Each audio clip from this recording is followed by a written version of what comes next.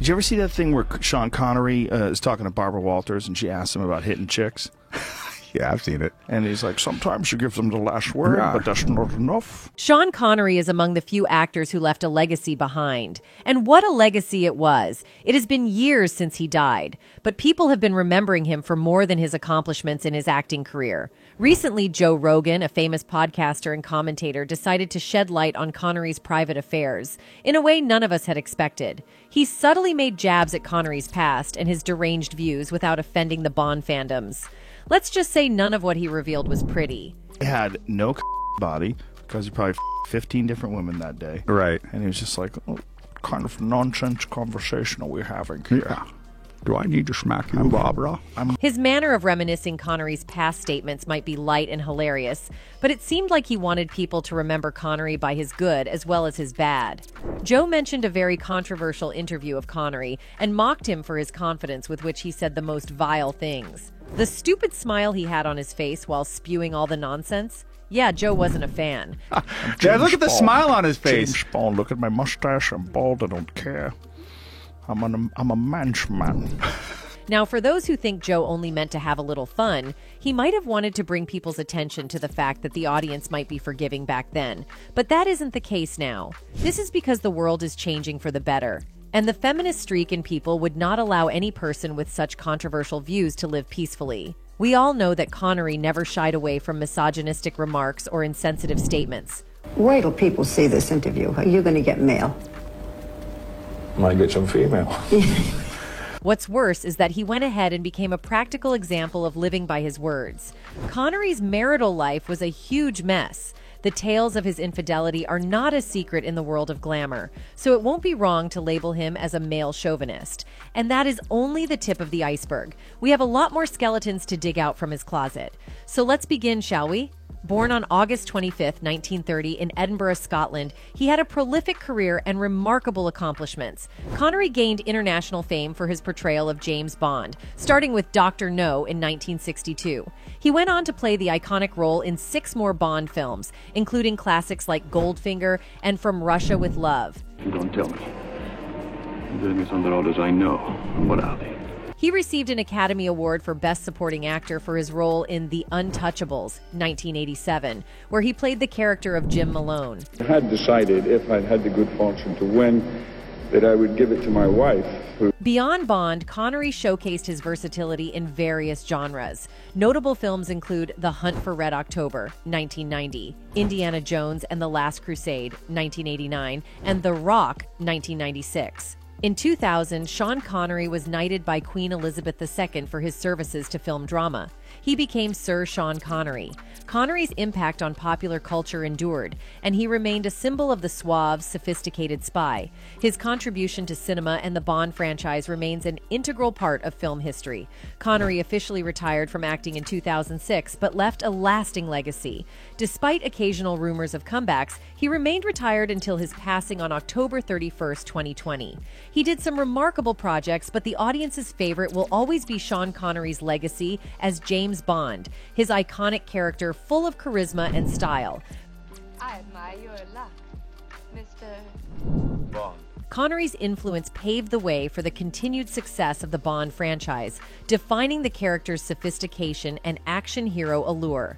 His contribution remains a significant part of James Bond's lasting appeal. The biggest dilemma we face today is that Connery's actions gave rise to controversies and scandals left and right, yet his acting career remained unaffected by his messed up personal life or his messed up views. The first time that the audience came to know about his other side was when he gave a highly controversial interview back in 1965. The conversation in question was regarding Connery's views on women and their traumas. The discussion swayed slightly from the topic, and Connery got a chance to voice out his thoughts on a very sensitive topic, even at that time, physical and mental on women. And to say that Connery blatantly exposed his dark side via his own opinions would be the understatement of the century. He said, "I don't think there is anything particularly wrong about hitting a woman, although I don't recommend doing it in the same way that you'd hit a man." One would assume that this was Connery's peak humor showing through, but no. He actually believed his words and wanted the world to agree with him. He had passed such grotesque statements in the past too, but with a subliminal hint of misogyny. He would often say things like how he did not like playing golf with his wife because it was a men's game. This time around, though, he forgot to filter or process his thoughts altogether. When the interviewer questioned him further, asking under what circumstances would it be right to hit a woman, Connery dug a deeper hole for himself and kept doing so for the remainder of the interview. He claimed that women have the tendency to put a man on the end of his wits, and then they also want to have the last say. So whenever things get out of hand like that, and the man feels there is no other way to end a conversation, he may very well go ahead and slap her. He further added, if all other alternatives fail, and there has been plenty of warning, if a woman is a bee or hysterical or bloody-minded continually, then I'd do it. This interview had a lasting impact on the media industry and Connery's fans and followers. Even though at that time the media industry did not have such an impact, nobody forgot about Connery's statements. So 22 years later, in 1987, another interview went viral. It seemed like a sleazy attempt to make Connery eat his words and admit that those comments were truly misogynistic and just plain wrong. What appeared to be a sorry attempt at face-saving turned out even messier than the first interview. It seemed that Connery had no intention to accept his wrongdoing. He didn't even consider it wrong. And so history repeated itself for the second time. When the interviewer asked him if he still thought the same way, he replied, "I haven't changed my opinion. If you have tried everything else, and women are pretty good at this, they can't leave it alone. They want to have the last word, and you give them the last word, but they're not happy with the last word. They want to say it again and get into a really provocative situation. Then I think it's absolutely right." You think it's good to slap a woman? No, I don't think it's good. I think it's bad? I don't think it's that bad. I think that it depends entirely on the circumstances and if it merits it. Again, this is not the worst he has been. Even then, his scandalous and bizarre take on women did nothing to dim his stardom and the limelight. He kept getting huge projects one after the other, which explained why he did not feel the need to rectify the situation. He was winning at life. People applauded him for his charismatic show he put on in front of the camera. Nobody cared about how he was in real life. Comfort in your own skin is more important than anything else.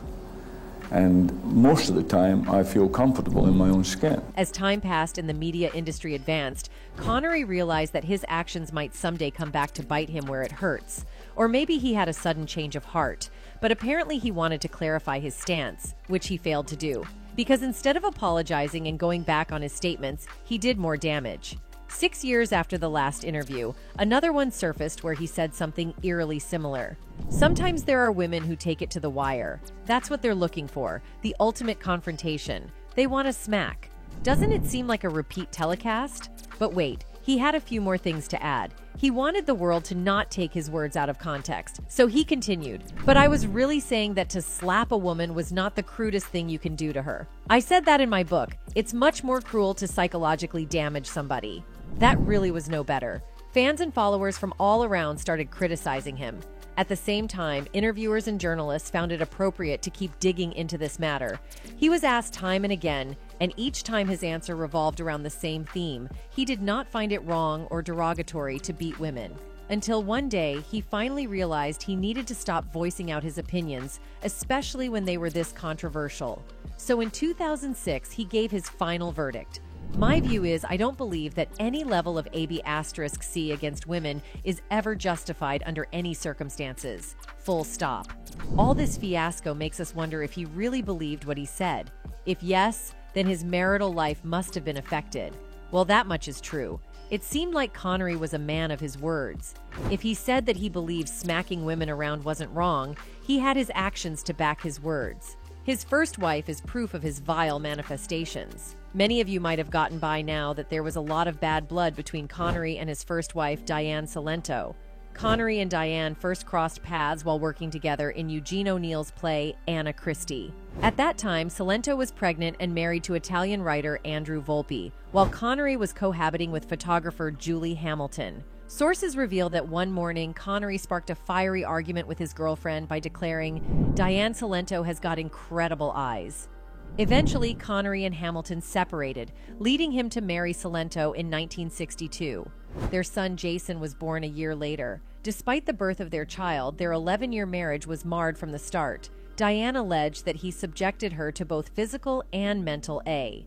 There was physical contact, But it is important to see it in context. You have got to remember he was probably twice my weight. Now she was quite subtle with her accusations in the beginning, but with passing time, her claims became serious. She got more confrontational. She would give interviews about her failed marriage, and even wrote an autobiography where she listed down in all the gory details exactly what type of a man Connery was. Cilento once claimed that Connery had physically A her in a jealous rage early in their union, following attendance at a wedding, an accusation Connery consistently denied until his passing. Diane claimed that it occurred in a Spanish hotel room where she had to lock herself in the bathroom for safety. "I was a bit drunk," she said, recalling the incident. "Once inside our room in the darkness, I felt a blow to my face and was knocked to the floor and passed out for a few seconds. Then I was screaming. We were both shouting. I got to my feet and tried to fight back, but another blow sent me flying. I managed to get through the bathroom door and locked myself in. I spent the rest of the night sprawled on the bathroom floor, covered with towels, whimpering." In her 2006 autobiography, Cilento attributed Connery's behavior to the challenges of handling the fame that came with being James Bond. She claimed that Connery failed to keep his career and private life separate. He was so used to being a star outside of his house that he often forgot to act like a human at home. Consequently, he would expect to be treated as a celebrity within the confines of his home as well. Diane said, "The whole Bond thing took over our lives." She revealed more sordid details in her book. According to her book, Connery's jealousy of Diane Cilento's successful career, fueled by an Oscar nomination, led him to pressure her into abandoning her professional pursuits to become a housewife. He compelled her to reject roles and insisted on her handling all domestic chores without hiring any help. Eventually, they separated, citing irreconcilable differences. Her reason for deciding to part ways was simple. She could not give up herself for her husband. "I could not live the rest of my life in the shadow of 007, she wrote. It might seem like this chapter closed after their divorce, but that wasn't the case. There were several reports that Cilento would continue to cause problems for Connery. She also asserted that Sean Connery had excluded their son Jason from his will in 2008, a claim vehemently denied by Connery himself, much like the accusations of domestic ** say.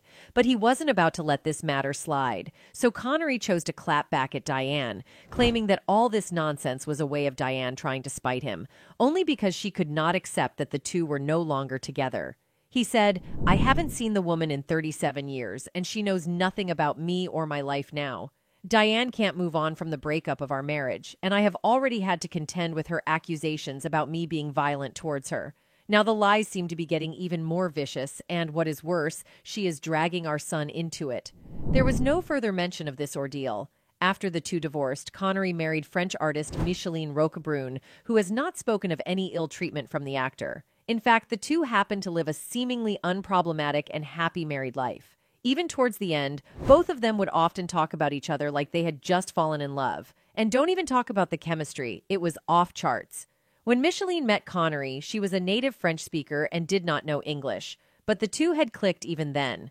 When asked about it, Micheline said, "Oh, we had no problem communicating. Body language." Even Connery had been very open about his obsession with his wife. He had mentioned this countless times. "Micheline is an amazing woman. She is the love of my life." But that does not mean Connery was done with his antics. There were numerous scandals while he was married to Micheline. This time around, though, the nature of the scandals changed. He was not an ** sir. Just his loyalty with his second wife was questioned time and again. Known for his reputation as a ladies' man, he had reportedly engaged in numerous affairs during his marriages. One particularly notable liaison was with pop singer and songwriter Lindsay DePaul in 1989 while he was married to Micheline Roquebrune. According to the Evening Standard, their affair lasted several months. They initially met at a cocktail party where Connery, sitting next to his wife, shared his phone number with DePaul and pursued her relentlessly. However, the affair abruptly ended after a romantic weekend, with Connery failing to follow through on his promise to call her again. Lindsay DePaul later expressed deep regret about the relationship. She was often found playing victim card as she would assume complete innocence and accuse Connery of wooing her into a relationship, considering she wanted things to be non-S. "I didn't want to have an affair with him, and I tried to keep our relationship platonic, but he pursued me relentlessly. He wasn't my type at all because I'm not usually attracted to the macho type." After the two broke off, DePaul only got angrier and more open about Connery's infidelity. She claimed that she did not feel bad for his wife as the two did not know each other personally, but she admitted that she made a wrong decision by deciding to become Connery's mistress. "I was a stupid girl to become involved with him. I don't think I was in love with him. I was just flattered by the full-on attention." With time, this ordeal also died down. More controversies followed. The drama kept coming until his last days. In October 2020, he breathed his last at 90 years of age. It was reported that his wife Micheline and his two sons, Jason and Stephen, have confirmed that he died peacefully in his sleep surrounded by family. The cause of his death was revealed to be dementia. Thousands of fans and followers grieved his death. Many of his fellow celebrities mourned the loss. His son from his first wife, now an established actor and director, expressed deep sorrow while giving his statement to BBC News. He stated, "A sad day for all who knew and loved my dad, and a sad loss for all people around the world who enjoyed the wonderful gift he had as an actor." It's a very strange thing because, to me, my father was my dad, and to many, many people, he was, this big, superstar and things. Connery's wife, Micheline, also had similar things to say about his passing. She reminisced about the time when he was ill. According to her, there was no better way or time for him to go. She further added, "It was no life for him. He was not able to express himself later. At least he died in his sleep, and it was just so peaceful. I was with him all the time, and he just slipped away. It was what he wanted. He had dementia, and it took its toll on him. He got his final wish to slip away without any fuss." Even his first wife could not help but express how his death affected her. It was a loss no matter the history between the two, because she loved him at one point in time. Diane said, "I love the old Sean, I still do." Sometimes when I see him today on some talk show, I catch a fleeting glimpse of my old love in the turn of his head or a well-remembered phrase, and it still makes my heart turn over. When the sorrowful statements and the initial grievances subsided, came a new drama. Was it right to grieve an **, sir? The internet was divided. Some argued that discussing Sean Connery's history of violence or his objectionable views toward women isn't appropriate, especially now that he is no more between us. Others contended that his views were shaped by a different era, making it unfair to judge his actions from the 1960s by 2020 standards. This perspective allowed Connery to thrive without facing consequences for the harm he caused. Despite his transgressions, Connery's fame and reputation overshadowed any negative impact on his success, prompting reflection on the message sent to both men and women then and now. The persistence of excusing the sins of a talented or successful man in 2020 echoes the same reflex observed during Connery's era. On the other hand, there were feminists who voiced out that no matter the era, being so open about your misogynistic views is problematic. And that is that. No its and buts. This is what Joe Rogan shed light on during his podcast. Fans also applauded Joe's parodying skills and his humor. But more than that, they appreciated Joe for being courageous enough to mess with a man with such a strong fan following. Majority of the people agreed with Joe. One person commented, "Thank God Sean lived his prime before the internet. He would get his canceled out of him today." Another one added, "He won an Oscar the following year. That would not happen today." That is rightly said. The same thing was also reflected upon by an activist, Tarang Chawla, in a series of tweets. People saying this isn't the time to talk about Sean Connery's history of domestic violence. Two things can simultaneously be true. A brilliant actor died, who also happened to be a self-confessed perpetrator of domestic violence and an encourager and enabler of it. Tarang further added, "It would be a disservice to characterize Sean Connery in any other way. The achievements of a man can be celebrated while the nature of their character is revealed so others can learn from it. People are complicated. Sean Connery was too, but I won't pretend that his words about women and his actions towards them didn't matter. They did when he was alive, and they still do now that he's dead." It's not as simple as Tarang made it seem, is it? That's all for today. See you in the next video. Goodbye.